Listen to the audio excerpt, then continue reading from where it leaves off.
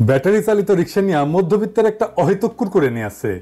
এটা বন্ধ করে দিতে হবে, কারণ কি এটা বিপজ্জনক, এটা অ্যাক্সিডেন্ট করে। তাহলে বলেন বিপদ কমানোর জন্য কি করা যায়? আমাদের দেশে কি ক্রিয়েটিভ ইঞ্জিনিয়ারের অভাব আছে যে এইটাকে তুলনামূলক নিরাপদ যানে রূপান্তরিত করতে পারবে? কিছু হইলেই বন্ধ করার চিন্তা মাথায় আসে কিভাবে? এত মানুষ এটা চালায়, তাদের পেট চলে, তাদের পরিবার আছে, তারা খাবে কি, তারা কি করবে? আমরা একটা অদ্ভুত দেশ তৈরি করছি রে ভাই। হকার উচ্ছেদ করো, বস্তি উচ্ছেদ করো, ব্যাটারি চালিত রিক্সা উচ্ছেদ করো, যেখানে গরিব সেখানে জুলুম। কি মহা যন্ত্রণা রে ভাই। বাংলাদেশের দুর্ঘটনা কিসে হয় বেশি, সবচেয়ে বেশি? জানেন? জানা আছে 2023 সালে সবচেয়ে বেশি দুর্ঘটনা হয় সড়কে মোটরসাইকেল দুর্ঘটনা, 2031টা। মোটরসাইকেল তো কন্ট্রোল বেশি। আপনারা যারা বলেন যে ব্যাটারি চালিত রিক্সায় কন্ট্রোল কম, তো মোটরসাইকেলে কন্ট্রোল বেশি, ওখানে কেন অ্যাক্সিডেন্ট হয়? তাহলে সবচেয়ে বেশি অ্যাক্সিডেন্ট হয় কেন মোটরসাইকেলে? অ্যাক্সিডেন্ট করে, এটাই যদি যুক্তি হয় তাহলে তো মোটরসাইকেল আগে তুলে দেওয়া উচিত, ঠিক কিনা বলেন? একটা সমস্যা থাকলে সেটা সমাধানের নানা ক্রিয়েটিভ উপায় আছে, সেটার দিকে নজর দিই। কিছু হইলেই বন্ধ, তুলে দাও, এটা ঠিক না, এটা করবেন না। আপনাদের ইনবক্সে পাওয়া একটা মেসেজ পড়ে শোনায়। ভাই একটা কথা বলার ছিল, জানি আপনি আমার SMS দেখবেন কিনা জানি না, তবে আশা রাখি অবশ্যই দেখবেন। হুট করে হাইকোর্ট ব্যাটারি চালিত রিক্সা বন্ধের নির্দেশ দেয়। এতে আমার মতো লাখো মানুষের খারাপ সময় শুরু হয়ে গেছে। পরিবার নিয়ে কই যাব? ঘরে খাবার নাই, টাকা নাই। আমি একজন শিক্ষিত বেকার। ভাই এমন পরিস্থিতি হয় মনে চায় আত্মহত্যা করি, আর পারতেছি না। এ বিষয় নিয়ে কেউ কথা বলে না। একটা কথা সবাইকে বলি, উপদেশ হিসেবে নেন, পরামর্শ হিসেবে নেন, যে হিসেবে নিন। একটা জিনিস মেনে চললে ভুল কম। দেখেন, আপনার চাইতে যে দুর্বল তার উপরে কখনো চড়াই হবে না। আপনার শিক্ষা আছে, স্বাস্থ্য আছে, টাকা পয়সা আছে, এই সব কিছুই আপনার নিজের কারিশমায় আসে না। আপনি ভাগ্যবান, কারণ আপনারে সৃষ্টিকর্তা সেই শক্তি আপনারে দিছেন। আপনারে শক্তি দেয় শক্তিদাতা। সেই শক্তি আপনি কিভাবে ব্যবহার করবেন? সর্বোত্তম ব্যবহার আপনি তখনই করতে পারবেন যখন আপনার সেই শক্তিকে, দুর্বলকে রক্ষা করতে আপনি ব্যবহার করবেন। আপনার চেয়ে যে দুর্বল, আপনি আপনার চাইতে শক্তিমানের উপরে দুর্বিনীত হন, কোনো অসুবিধা নেই, কিন্তু আপনার চাইতে যে দুর্বল তার কাছে বিনয়ী হন। সেলস প্রফেশনে একটা কথা আছে, কাস্টমার ইজ অলওয়েজ রাইট। আপনি মনে করবেন দরিদ্ররা অলওয়েজ রাইট। দরিদ্র যা বলবে, যা চাইবে, যেভাবে চাইবে, সেটার পক্ষে আমি থাকি। আমাকে আমার এই পজিশন থেকে কেউ সরাইতে পারবে না। আমরা কি আসলে জানি বাংলাদেশের দরিদ্র মানুষেরা আসলে কিভাবে থাকে, কি খায়, তাদের জীবন কেমন? আসেন একটু শুনি। বেশি খেতে গেলে পড়াতেও পারি না বেঁচে কাছাকে। ওই কম বেশ করে 1 কেজি 1/2 কেজি আলু আনিয়ে মার ভাত করে আলু চোখা করে ওইটাই আমাদের পেট চলে যাচ্ছে। 3 বেলা খাওয়া হয় না। 3 বেলাতে 1 বেলা আটা খাওয়া লাগে, 1 বেলা চাল ভেজে খেতে লাগে, 1 বেলা ভাত খাওয়া লাগে। আলু আছে, ডাল আছে, পারুজাতের সবজি আছে, এটা দিয়ে পাক করি। মাংস টাংস খাওয়া হয় না। কিস্তিওয়ালা যখন আমরা 10,000 তুলি, তবে না খাইও কিন্তু 10,000 টাকা সপ্তাহের বোঝে কত কিস্তি আসে যেটা দিতে হয়। সিলেটের চা শ্রমিকেরা, এই মানুষেরা যখন শুধু বেঁচে থাকার জন্য লড়াই করতেছে, তাদের জন্য রাষ্ট্র বা সমাজ কিছুই করে না। তাদের উপার্জনের উপায়কে কেড়ে নেওয়ার কোন নৈতিক অধিকার কারো আছে? হাইকোর্টের আছে? নাই। আরে চা বাগানের মালিকদের বলি, ভাই আপনারা একটা জবর কিসিমের মানুষ রে ভাই। এইভাবে শ্রমিকদের শোষণ করেন, 3 বেলা খাওয়ার মতো উপার্জন তারা করতে পারে না। ভাই আপনাদের কপাল ভালো, আমি দেশে নাই। দেশে থাকলে আপনার ওই চা বাগান কেড়ে নিতাম, কেড়ে নিয়ে শ্রমিকদের বিলাই দিতাম। এখনো সময় আছে, এইদিকে নজর দেন। কিভাবে করবেন? সরকারের সাথে আলাপ করেন, শ্রম মন্ত্রণালয়ের সাথে আলাপ করেন। এই জিনিস চলবে না, বলে দিলাম কলে। ব্যাটারি চালিত রিক্সাকে নিরাপদ করার ব্যবস্থা না হোক, কিন্তু এই ব্যাটারি চালিত রিক্সা নিষিদ্ধ করা যাবে না, পিরিয়ড।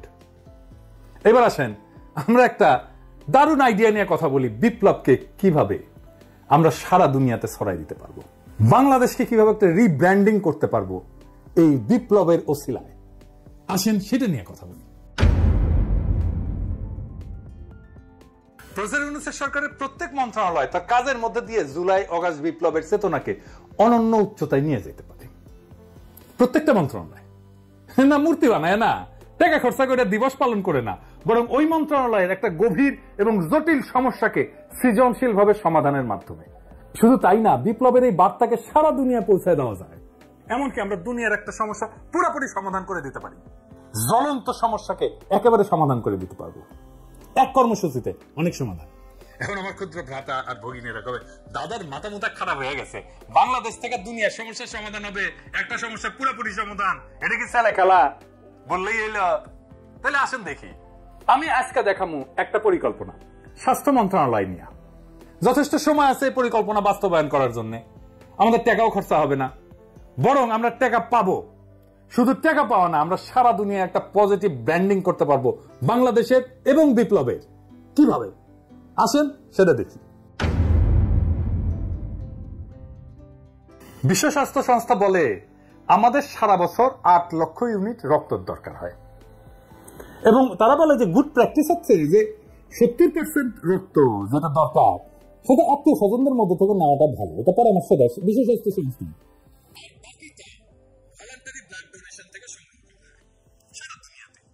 তার মানে 2.5 থেকে 3 লাখ ইউনিট ভলান্টারি ডোনেশন থেকে জোগাড় করতে হয় বাংলাদেশে।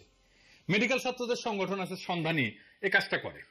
আবার বিশ্ব স্বাস্থ্য সংস্থায় বাংলাদেশ প্রসঙ্গে জানাচ্ছে যে একটা সুসংগঠিত রক্ত সঞ্চালন ব্যবস্থা বাংলাদেশে তৈরি হয় নাই। এটা আমার কথা না, বিশ্ব স্বাস্থ্য সংস্থার কথা। তাইলে আমরা একটা জাতীয় সমস্যার কথা জানলাম, এইটার সমাধান কিভাবে বিপ্লবের সাথে মিলায় আমরা করতে পারি। আমাদের কপাল ভালো, আমাদের রক্তের যে দরকার আমরা পাই দেশের মধ্যে থেকে। আমাদের আমদানি রপ্তানি করতে হয়। কিন্তু দুনিয়ার কি অবস্থা? সারা দুনিয়ায় রক্তের চাহিদা 30 কোটি ইউনিটের একটু বেশি। সাপ্লাই কত? 27 কোটি ইউনিট। এবং বলা হচ্ছে যে 195টা দেশের মধ্যে 119টা দেশে 61% দেশ তাদের পর্যাপ্ত রক্তের সাপ্লাই নাই। এই দেশগুলো কোনগুলো? এগুলো দরিদ্র দেশ। এবং এই রক্তের দরকার পড়ে কাদের? শিশুদের এবং মায়েদের, গর্ভবতী মায়েদের। তার মানে সারা দুনিয়ায় 3 কোটি ইউনিটের রক্তের চাহিদা আছে যা পূরণ হয় না।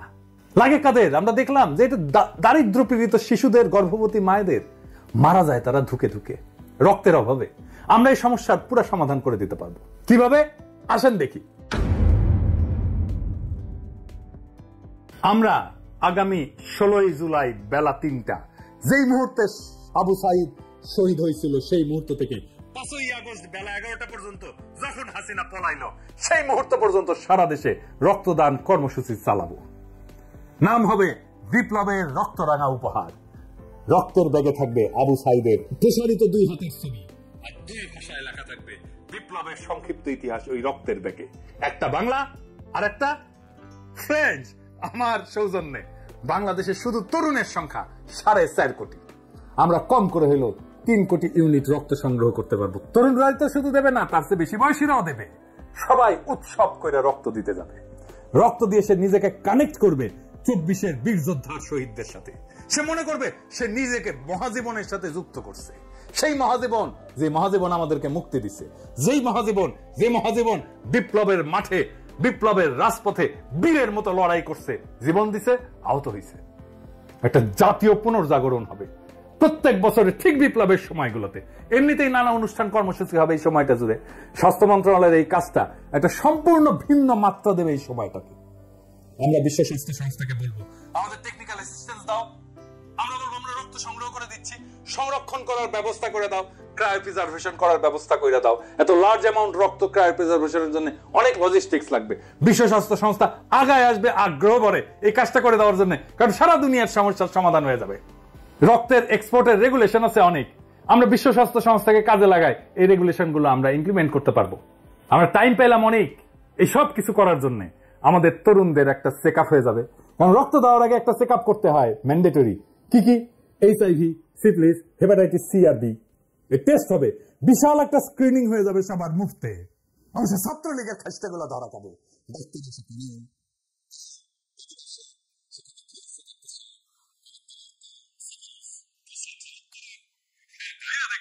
সারা দুনিয়ায় কিরকম পজিটিভ ইম্প্যাক্ট পড়বে। প্রত্যেক বছর ওই বিপ্লবের সময়টায় একটা কালেকটিভ স্মরণ হবে জাতীয়ভাবে বিপ্লবের ওই রক্ত ঝরা সময়ের। এই প্র্যাকটিস যদি জারি রাখতে পারি তাহলে আজ থেকে কয়েক যুগ পরেও এই বিপ্লবের রক্তদানের ইতিহাস জানবে আমাদের ভবিষ্যৎ প্রজন্ম। শুধু ভবিষ্যৎ প্রজন্ম না, সারা দুনিয়া জানবে কেন এই রক্তটা আমরা পাইতেছি। সারা দুনিয়ায় নানা লেখা হবে, নানা জার্নালে আর্টিকেল ছাপা হবে, বাংলাদেশ কি একটা অসম্ভব কাজ করে ফেলছে। যেই কাজ বিশ্ব স্বাস্থ্য সংস্থা সারা দুনিয়া করতে পারে নাই, আমরা সেটা সম্ভব করে দিছি 1 বছরের মধ্যে। কাজটা স্বাস্থ্য মন্ত্রণালয়ের, কিন্তু বিপ্লবকে স্বাস্থ্য মন্ত্রণালয় তার রেগুলার কাজের সাথে একটা ক্রিয়েটিভ ইনপুট দিয়া একটা বৈশ্বিক সমস্যার সমাধান করে ফেলতে পারবে। সারা দুনিয়াতে বাংলাদেশের পজিটিভ ব্র্যান্ডিং করতে পারবেন স্বাস্থ্য ক্ষেত্রে, শুধু স্বাস্থ্য ক্ষেত্রে না, সারা দুনিয়ায় ছড়ায় যাবে। এটা পত্রিকায় ফিচার লেখা হবে। সারা দুনিয়ার একটা বড় সমস্যার সমাধান করে দিতে পারলে সেটা নিয়ে পত্রিকায়, সারা দুনিয়ার আন্তর্জাতিক পত্রিকায় ফিচার লেখা হবে। সব মন্ত্রণালয় এরকম ক্রিয়েটিভ কাজ করা যায়। এই কাজটা যত ক্রিয়েটিভই হোক না কেন, এটা স্বাস্থ্য মন্ত্রণালয় করবে? আমার অনুমান করবে না, দুইটা কারণে। যে কোনো ক্রিয়েটিভ পরিকল্পনা তাকেই করতে হয় যে মন্ত্রণালয়কে লিড করে। স্বপ্ন দেখতে হয় লিডারকে, প্যাশন নিয়ে তার ড্রিমকে রিয়ালাইজ করতে হয় তাকেই, লিডারকে। করতে পারলে এই পরিকল্পনা বাস্তবায়ন করলে ভালো, আমি তো খুশি, আপনারাও খুশি। না করলেও অসুবিধা নাই। আমার ক্ষুদ্র ভ্রাতা আর ভগিনীরা দেখলো, ওইটাই আমার লাভ। তারা শিখলো আউট অফ দ্য বক্স চিন্তা কইরা কিভাবে দারুণ সব পরিকল্পনা করা যায়। আমার ক্ষুদ্র ভ্রাতা আর ভগিনীদের মধ্যে কেউ কেউ যখন ভবিষ্যৎ বাংলাদেশের কাণ্ডারি হবে, সেই দিন তারা হয়তো আমার এই আজকের এপিসোডের কথা স্মরণ কইরা দারুণ দারুণ সব পরিকল্পনা করবে। সেই দিন হয়তো আমি থাকবো না, কিন্তু এই পরিকল্পনার মধ্যে থাকবে আমার আজকের চিন্তা। ওইটাই আমার অমরত্ব, ওইটাই আমার কালেকটিভ মেমোরিতে বেঁচে থাকা। আমার আজকের ভিডিও আজকের স্বাস্থ্য মন্ত্রণালয়ের জন্য না, আসলে আজকের ভিডিওটা আজকের সেই তরুণদের জন্য যাদের মধ্যে থেকে আসবে আমাদের আগামী দিনের স্বপ্নের সেই রাজকুমার, যারা আমাদের মতো শুধু নিষ্ফল স্বপ্নই দেখবে না, যাদের সেটাকে বাস্তব করার হিম্মত থাকবে। ইনকিলাব জিন্দাবাদ।